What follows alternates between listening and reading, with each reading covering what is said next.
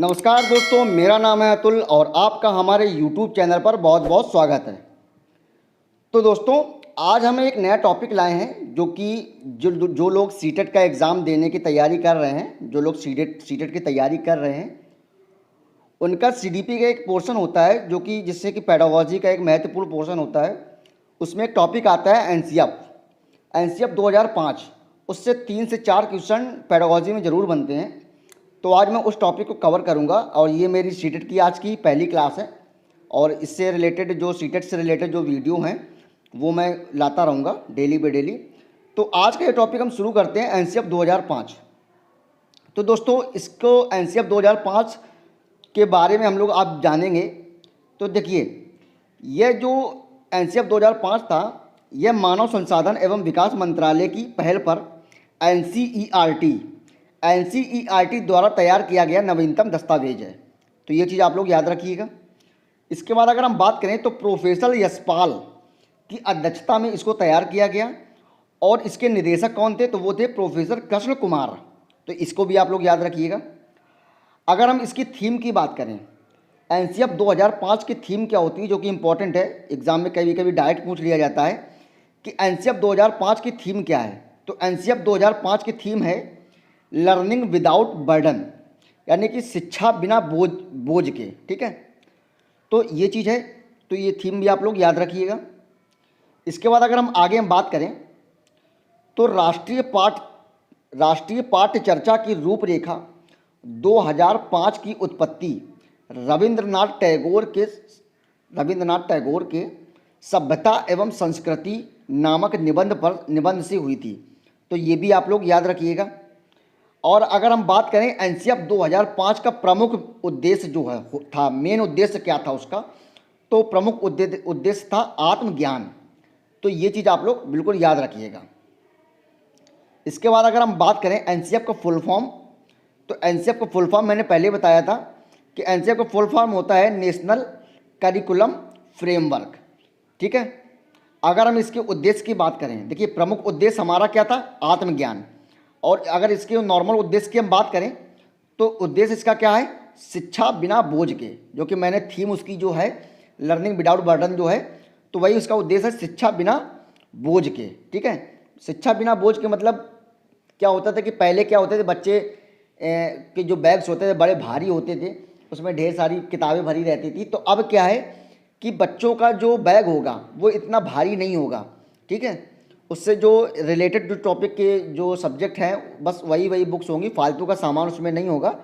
ठीक है, तो ये कुछ चीज़ें हैं। अगर हम इसकी बात करें आगे, तो भारत में अब तक कुल 3 राष्ट्रीय पाठ्य चर्चा दस्तावेज बन चुके हैं, जो कि है राष्ट्रीय पाठ्य चर्चा 1975, राष्ट्रीय पाठ्य चर्चा 1988 और राष्ट्रीय पाठ्य चर्चा सन 2000। तो ये 3 जो हैं वो राष्ट्रीय पाठ्य चर्चा दस्तावेज अभी तक बने हैं। ठीक है, और अगला जो पाठ चर्चा होनी थी वो सन 2021 में होनी थी, जो कि कोविड की वजह से वो नहीं हो पाई, स्थगित हो गई। अब आगे देखते हैं कब होती है। ठीक है, अगर हम बात करें इसकी रूपरेखा की, तो रूपरेखा की इसकी अगर हम बात करें तो भारत सरकार के द्वारा रूपरेखा तैयार करने के लिए यूजीसी के पूर्व अध्यक्ष ने 23 सदस्यों की समिति का गठन किया और इस समिति के द्वारा 21 राष्ट्रीय बिंदुओं को मद्देनजर रखते हुए 21 समूह का गठन किया गया। तो इसको भी आप लोग याद रखिएगा। अब अगर हम बात करें आगे, तो एनसीएफ 2005 का निर्माण मानव विकास संसाधन मंत्रालय की देखरेख में किया गया है। इसको भी आप लोग याद रखिएगा। तो ये कुछ वो टॉपिक थे, वो पॉइंट थे जो कि डायरेक्ट पूछ लेता है। ठीक है, अब अगर हम बात करें इसका जो घुमा फिरा के क्वेश्चन इधर उधर से पूछता है, अब उसके बारे में हम लोग जानेंगे। तो एनसीएफ 2005 का उद्देश्य अब ये देखेंगे हम। तो देखिए, एनसीएफ 2005 का जो मेन उद्देश्य थे वो थे बच्चों के सर्वांगीण विकास करना और उन्हें स्कूली शिक्षा से बाहरी शिक्षा से जोड़ना। मतलब क्या है इसका कि बच्चों का चाहे वो शारीरिक हो, चाहे वो मानसिक हो, चाहे वो सामाजिक हो, है ना, मतलब सारा का सारा विकास करना। सर्वांगीण विकास मतलब सर्वांगीण का मतलब होता है सारा विकास करना, कोई भी क्षेत्र का हो वो, उसका सर्वांगीण विकास करना। और बच्चों को जो स्कूली शिक्षा से क्या होता है कि बाहरी शिक्षा से जोड़ना। जैसे कि फॉर एग्जांपल कोई बच्चा है, प्राइमरी स्कूल का कोई बच्चा है, तो उसको हम कोई चिड़ियाघर भेजते हैं घूमने के लिए, ठीक है। और चिड़ियाघर भेजेंगे तो उसमें क्या होगा कि वो चिड़ियाघर का भ्रमण करेगा, स्कूली बाहरी शिक्षा से जुड़ेगा, तो उसमें वो क्या देखेगा, तरह तरह के जानवर देखेगा, उनको उनका जीवनचर्या क्या है, वो क्या खाते हैं क्या पीते हैं, वो सब वो देखेगा। तो क्या होगा कि बाहरी शिक्षा जो होती है, देखिए शिक्षा जो होती है वो कहीं पर भी उपलब्ध हो सकती है, ठीक है। चाहे अगर हम पानी पी रहे हैं तो अगर हम कुछ सीखना चाहें तो उससे भी कुछ सीख सकते हैं, ठीक है। मतलब कोई भी काम ऐसा हम कर सकते हैं, जो भी काम हम करते हैं उससे हम कुछ ना कुछ सीख सकते हैं। तो अगर हम कोई बच्चा चिड़ियाघर जा रहा है तो उससे भी कुछ ना कुछ वो जरूर सीखेगा।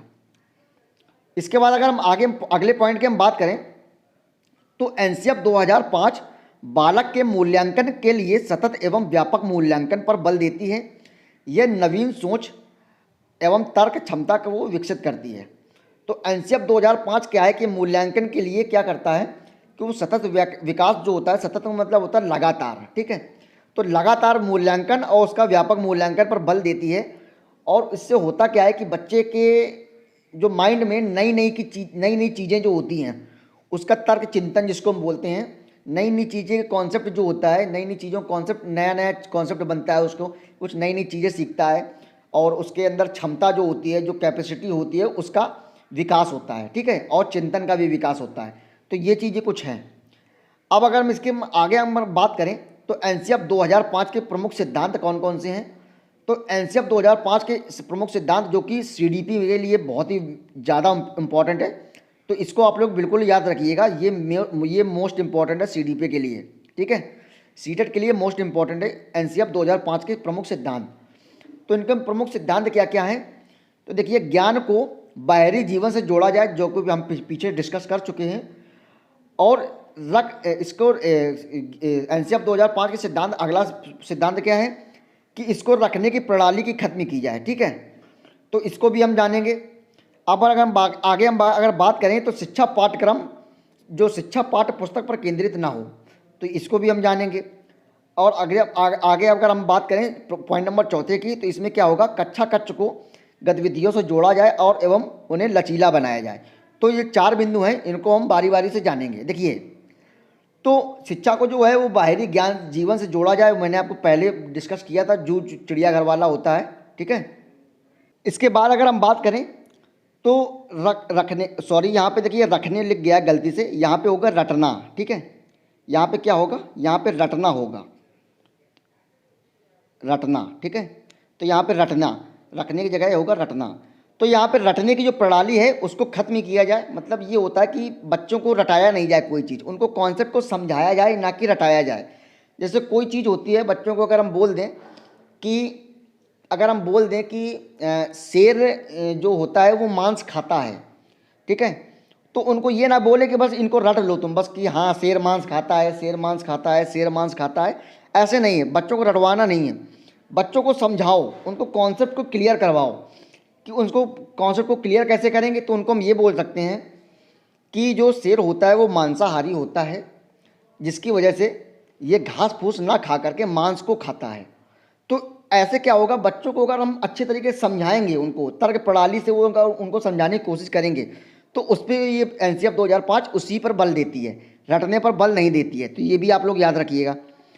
अब अगर हम आगे हम बात करें कि शिक्षा जो है वो पाठ्य पुस्तक पर केंद्रित ना हो, मैंने आपको पहले ही बताया था कि शिक्षा पाठ्य पुस्तक यानी किताबों तक सीमित ना हो, उनको बाहरी जीवन से भी जोड़ा जाए, उनको प्रैक्टिकल भी करवाया जाए, है ना।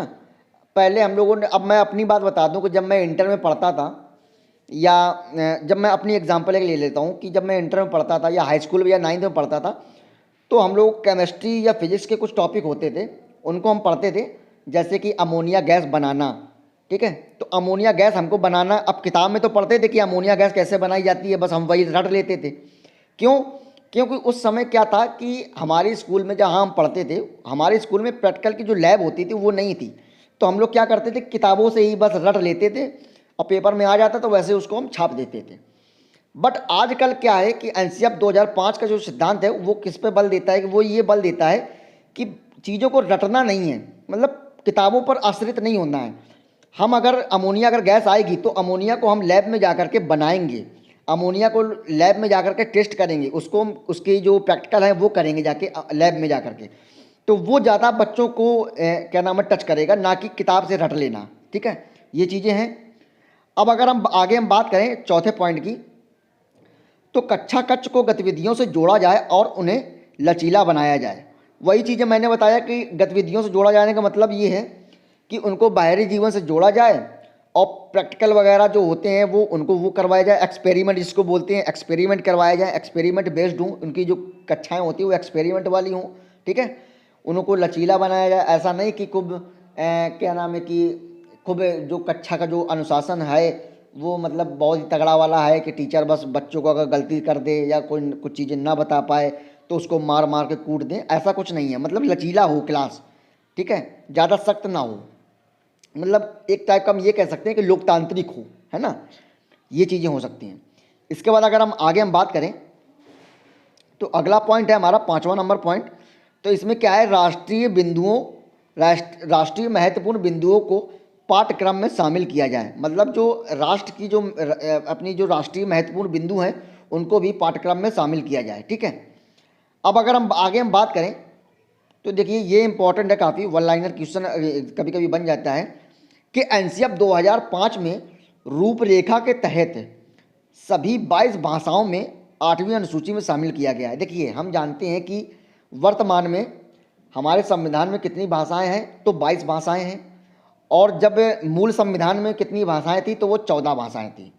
भारत का संविधान जब बना था उस समय, मूल संविधान जब बना था उस समय 14 भाषाएं थी, जो कि वर्तमान में 22 भाषाएं हैं। ठीक है, और इनका जो और किस अनुसूची में है, तो ये है 8वीं अनुसूची में, तो इसको भी आप लोग याद रखिएगा।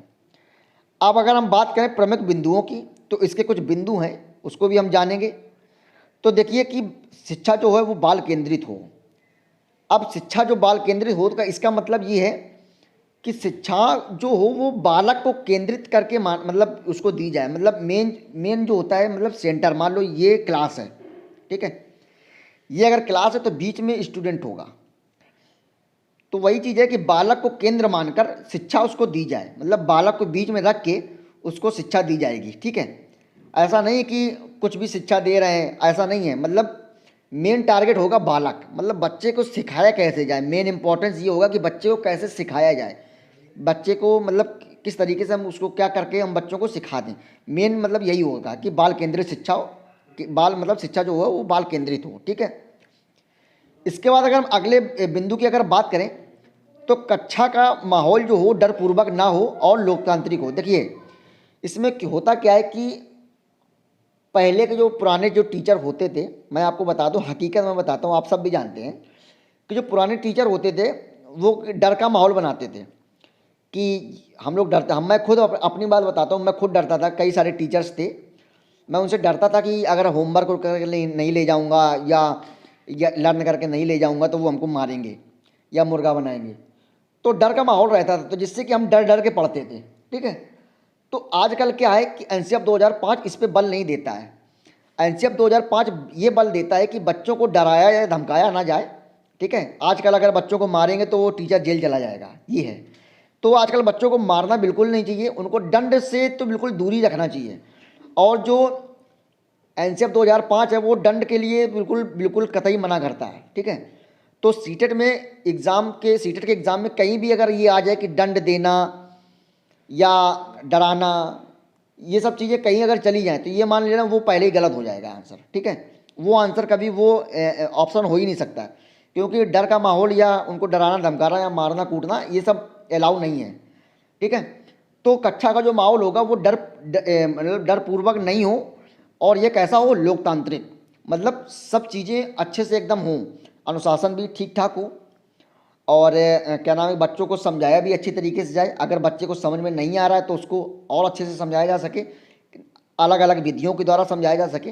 ठीक है, अलग अलग जो बच्चे होते हैं, देखिए बच्चे कई सारे धर्म कास्ट के होते हैं, तो सारा का सारा समाहित हो। ऐसा नहीं कि जाति धर्म कक्षा में जाति धर्म या हिंदू मुस्लिम या कुछ ऐसा कुछ किया जाए, ऐसा नहीं होना चाहिए क्लास में। ठीक है, इसके बाद अगर मान लो कोई बच्चा तमिल का है, साउथ साइड का बच्चा है, कोई हिंदी रीजन का बच्चा है, तो क्या हो कि उन बच्चों को अलग अलग ना पढ़ा करके उनको एक ही से समाहित किया जाए, एक ही क्लास में। यानी कि एक ही क्लास में जब दोनों बच्चों को बैठा लेंगे तो क्या होगा कि हिंदी क्षेत्र का जो बच्चा होगा वो अपने दोस्त जो तमिल बोलता है उससे कुछ तमिल लैंग्वेज सीखेगा, और जो तमिल वाला क्षेत्र का जो बच्चा है वो हिंदी वाले क्षेत्र के बच्चे से कुछ हिंदी सीखेगा। तो एक दूसरे से सीखेंगे तो ये हमारा माहौल जो कैसा हो जाएगा, ये हमारा माहौल हो जाएगा लोकतांत्रिक। ठीक है। इसके बाद अगर हम आगे हम बात करें तो पाठ्यक्रम ज़्यादा से ज़्यादा व्यवहारिक होना चाहिए। ठीक है, इसको भी हमने समझ लिया। अगर हम अगले पॉइंट की बात करें, शिक्षा को बाहरी ज्ञान से जोड़ा जाए। मैंने आपको पहले बताया बाहरी ज्ञान से जोड़ने का मतलब ये है कि किताबी रट्टू तोता ना करवा के एक्सपेरिमेंट करवाए जाएं, बाहर के रियल लाइफ से बच्चों को जोड़ा जाए, है ना। और इसके बाद अगले पॉइंट की अगर हम बात करें तो एनसीईआरटी 2005 का निर्माण एनसीईआरटी के द्वारा किया गया है। ठीक है, तो इसको भी आप लोग याद रखिएगा। इसके बाद अगर हम बात करें तो राष्ट्रीय पाठ्यक्रम का रूपरेखा 2005 के अनुसार जो भाषा होनी चाहिए वो कैसी होनी चाहिए, तो इसकी बच्चे की जो भाषा होनी चाहिए वो मातृभाषा होनी चाहिए। ये काफ़ी मोस्ट इम्पॉर्टेंट है। देखिए हम हमेशा क्या होगा कि प्राइमरी लेवल में हम हमेशा बच्चे की जो मातृभाषा होगी उस पर केंद्रित होंगे, मातृभाषा को हम ज़्यादा अहमियत देंगे। ठीक है। अब अगर कुछ लोग नहीं जानते होंगे मातृभाषा क्या होती है, तो मातृभाषा होती है मदर टंग। मदर टंग का मतलब ये हो गई अपनी क्षेत्रीय भाषा। मान लो कोई भोजपुरी बिहार का लड़का है तो बिहार का लड़का ऑब्वियसली सी बात है भोजपुरी वो ज़्यादा उसके क्या नाम है भाषा में उसमें भोजपुरी रंग ज़्यादा होगा, भोजपुरी में वो ज़्यादा बात करेगा। ठीक है, तो वो भोजपुरी क्या हो गई, उसकी मातृभाषा हो गई। कोई साउथ साइड का बच्चा है तो वो तमिल या तेलुगु बोलेगा तो उसकी वो मातृभाषा हो गई। ठीक है, कोई अगर साउथ का एरिया का जो नॉर्थ एरिया का जो बच्चा है उसमें हिंदी का जो विकास होगा वो अच्छा बोलेगा, तो ये हिंदी यहाँ की उसकी मातृभाषा हिंदी हो जाएगी। तो उसकी जो स्पेशल लैंग्वेज होगी, जो स्पेशलिस्ट उस लैंग्वेज में जो स्पेशल होगा, उस क्षेत्र की अपने क्षेत्र की जो लैंग्वेज होगी, लोकल लैंग्वेज जो होगी वही हमारी मातृभाषा है। ठीक है, जो कि घर परिवार में वगैरह वगैरह में हम बोलते हैं। इसके बाद अगर हम बात करें तो एनसीईआरटी 2005 इस बात पर भी बल देता है कि स्कूल गणित आधारित होना चाहिए, क्योंकि यह स्टूडेंट को गणित में अर्थपूर्ण यानी कि मीनिंगफुल, ठीक है, समस्याओं को सॉल्व करने के लिए प्रोत्साहन करता है, और गणित में अमूर्त संकल्पनाओं को समझने के लिए यह मूर्ख कह रहा हूँ, यहाँ हो जाएगा मूर्त। ठीक है, यहाँ मूर्त हो जाएगा, मूर्त अनुभव उपलब्ध कराता हो। इसका मतलब ये है एनसीईआरटी 2005 जो है वो इस बात पे भी बल देता है कि स्कूल का जो माहौल होना चाहिए, कक्षा का जो माहौल होना चाहिए वो कैसा होना चाहिए, वो गणित आधारित होना चाहिए। मतलब यहाँ पे हम क्या हो सकें कि बच्चों को अगर हम कोई चीज़ सिखा रहे हैं तो वो तर्कपूर्ण हो, अर्थपूर्ण हो, मतलब कोई चीज़ उससे मीनिंगफुल कुछ उससे समझें। ठीक है, अगर हम इसकी बात करें तो समस्याओं को सॉल्व करना सीखेंगे। जैसे अगर गणित मतलब स्कूली जो शिक्षा होगी वो गणित आधारित होगी तो इससे हम क्या होगा कि समस्या जो होगी उसको हम सॉल्व करना सीखेंगे। देखिए होता क्या है कि गणित जो सब्जेक्ट होता है वो तार्किक सब्जेक्ट होता है, मतलब जो रीजनेबल सब्जेक्ट होता है। ठीक है, उसमें क्या होता है कि दिमाग का यूज होता है, बुद्धि का यूज होता है। तो उससे क्या होगा कि जो क्रिएटिविटी है वो बच्चे में बढ़ेगी। ठीक है, तो उससे क्या होगा कि जो उसके जीवन में जो समस्याएं जो आएंगी या उसके पढ़ाई में जो समस्याएं आएंगी उसको वो अपने तर्क के माध्यम से सॉल्व करने की कोशिश करेगा, या उसको प्रोत्साहन उसको करना चाहिए। ठीक है, अब अगर हम बात करें अगले पॉइंट की, तो अगले पॉइंट हमारा ये है कि प्राइमरी क्लास में मैथ का नेचर जो हो वो एकीकृत, ये इंपॉर्टेंट है, इसको आप लोग याद रखिएगा। ये कभी कभी सीटेट में डायरेक्ट पूछ लेता है कि प्राइमरी क्लास में मैथ का नेचर कैसा हो, तो वो एकीकृत होना चाहिए। एकीकृत का मतलब ये है कि मैथ को दूसरे सब्जेक्ट से जोड़कर पढ़ाना चाहिए। जैसे फॉर एग्जांपल अब एकीकृत देखिए प्राइमरी कक्षा का जो माहौल होना चाहिए वो कैसा होना चाहिए, प्राइमरी कक्षा में मैथ का जो नेचर होना चाहिए वो कैसा होना चाहिए, वो ऐसा होना चाहिए कि मैथ को हम दूसरे अदर सब्जेक्ट से हम जोड़ कर के बच्चों को पढ़ाएं। ठीक है, मतलब मैथ जो है उसका मैथ के सब्जेक्ट को अदर सब्जेक्ट में जोड़ करके हम पढ़ाएं, तो उससे होगा क्या कि बच्चे का कॉन्सेप्ट जो होगा और अच्छे से क्लियर होगा। अब मैं फॉर एग्जांपल मैं आपको बताता हूँ। जैसे कि मान लो मैंने ले लिया ईवीएस ले लिया, जैसे सीडीपी में है, मान लो सीडीपी का एक टॉपिक है ईवीएस, ठीक है। ईवीएस में हम सब जानते हैं कि ईवीएस में एक सवाल आता है टाइम का सवाल आ जाता है, जैसे कि 6:30 PM पे एक बस दिल्ली से चली और वो मेरठ जा कर के 10:45 PM पे वहाँ पहुँच गई, तो बीच में कितना समय लगा, ठीक है। इस टाइप के क्वेश्चन होते हैं। तो क्या है, देखिए अब ये कॉन्सेप्ट जो है वो है मैथ वाला, तार्किक वाला है, मैथ वाला टॉपिक है, लेकिन इसको हमने किस में डाल दिया, सीडीपी में, ईवीएस में, ठीक है। तो ये कुछ चीज़ें हैं। जैसे फॉर एग्जांपल एक एग्जांपल मैं और देता हूँ, जैसे कि मान लो हम तापमान को हम किससे मापते हैं, तो तापमान को मापते हैं डिग्री सेल्सियस। अब जैसे हमने बोल दिया कि 10 डिग्री सेल्सियस, तो 10 क्या है हमारा, मैथ का नंबर है, ठीक है, 10 डिग्री। अब जैसे साइंस में अगर हम बात करें, अगर हम साइंस में बात करेंगे कि पानी जो नॉर्मल जो टेम्परेचर होता है अपने वातावरण में, तो वो कितना होता है, तो वो होता है 37 डिग्री सेल्सियस। अब देखिए जो टेम्परेचर वाली अगर बात आ जाएगी तो वो है टॉपिक साइंस का, बट जहाँ पे 37 डिग्री आ जाएगा तो ये मान के चलो ये किससे जुड़ गया, ये मैथ से भी जुड़ गया। तो मैथ और साइंस जुड़ के ये क्या हो गया, एकीकृत हो गया, ठीक है। तो ये पॉइंट था मेरा समझाने का तात्पर्य ये था। अब अगर हम आगे बात करें कि इसमें जो दी जाने वाली शिक्षा हो वो कैसी होनी चाहिए, तो देखिए क्लास में जो दी जाने वाली शिक्षा होनी चाहिए वो होनी चाहिए ज्ञात से अज्ञात की ओर। मतलब मेरा कहने का मतलब ये है, ज्ञात से अज्ञात की मतलब ये हो कि वह चीज़ पहले बच्चों को बताई जानी चाहिए जो उसको ज्ञात हो, मतलब जो उसको आता हो, बाद में उसको क्या नाम है कि वो चीज़ बताना चाहिए जो कि उसको ना आता हो, जो उसको सिखानी हो वो बताना चाहिए। जैसे फॉर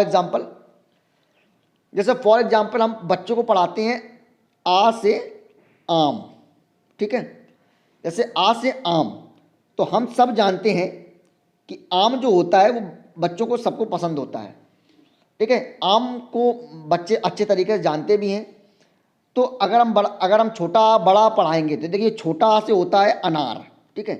अगर हम यहाँ पे एक अनार का फिगर बना देंगे और एक आम का फिगर बना देंगे, ठीक है, तो आ से अनार, जैसे वो अनार देखेगा तो वो समझ जाएगा कि ये अनार है। तो अनार से हम, ये अनार क्या हो गया, उसका अनार हो गया ज्ञात, जो कि उसको पता है पहले से कि ये अनार है। तो अनार हमको क्या हो गया, बच्चे के अंदर क्या हो गया, वो ज्ञात है बच्चे को। फिर अनार के थ्रू हम छोटा आ पढ़ाएंगे उसको कि अनार से होता है छोटा आ। तो छोटा आ से मतलब होता है ये क्या हो गया, छोटा आ क्या हो गया हमारा, अज्ञात हो गया, ये बच्चे को नहीं पता था। तो अनार तो बच्चे को पता था बट छोटा आ नहीं पता था। तो हमने पहले एग्जाम्पल वो दिया जो बच्चे को आता है पहले पूर्व ज्ञान से, उसको मैंने मतलब कुल मिला के यही, देखिए यहाँ पे एक एग्जाम्पल ये बन सकता है कि बच्चे को मैंने पहले पूर्व ज्ञान से जोड़ा। पूर्व ज्ञान से मतलब ये है कि अनार, ठीक है, जो कि उसको पता था अनार ये है।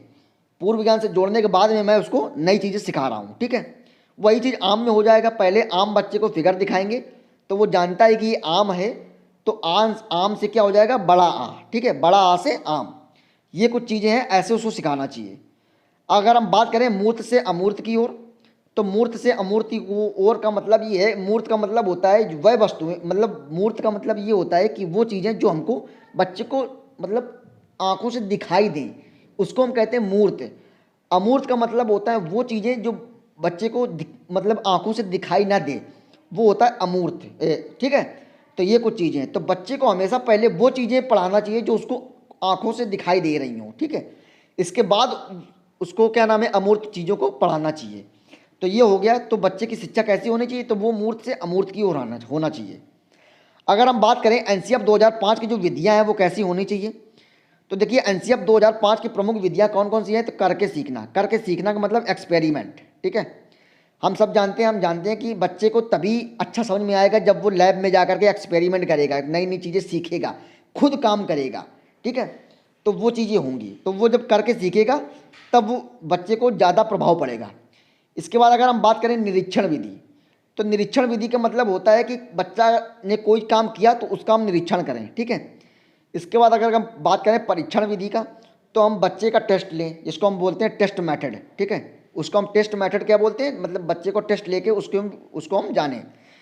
सामूहिक विधि का मतलब ये होता है कि कई सारी चीज़ें एक ही में समाहित कर लें, कई सारे सब्जेक्ट एक ही में समाहित करके उस विधि को बताया जा सके, ठीक है।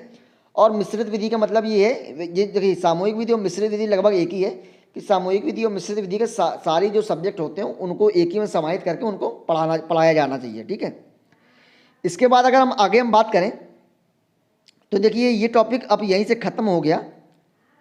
हाँ, ये एनसीएफ 2005 जो था वो लगभग यहीं से ख़त्म हो गया, जो कि इम्पॉर्टेंट टॉपिक था सीडीपी का, जो कि सीटेट के एग्ज़ाम में काफ़ी इम्पोर्टेंट रोल निभाता है ये टॉपिक। और इससे जो पेडागोजी का जो पोर्शन होता है उससे 4 से 5 नंबर का इस टॉपिक से ज़रूर क्वेश्चन बनते हैं। ठीक है, ये पेपर फर्स्ट और पेपर सेकंड दोनों के लिए इम्पॉर्टेंट है। तो उम्मीद करता हूँ दोस्तों आपको ज़रूर समझ में आया होगा। तो दोस्तों आज के लिए बस इतना ही, और कल एक सीडीपी का नया टॉपिक लेकर के हाजिर हूँगा मैं। और सुबह के टाइम पे करंट अफेयर को, जो कि कल आज से जो रेगुलर करंट अफेयर की क्लासेज मैंने डालना स्टार्ट कर दिए, तो सुबह के टाइम पे करंट अफेयर की क्लास और शाम के टाइम पे जो सीटेट की जो क्लास होगी उसको हम लेंगे। तो चलिए दोस्तों आज के लिए बस इतना ही, मिलते हैं कल अगली वीडियो में। तब तक के लिए नमस्कार, जय हिंद, वंदे मातरम।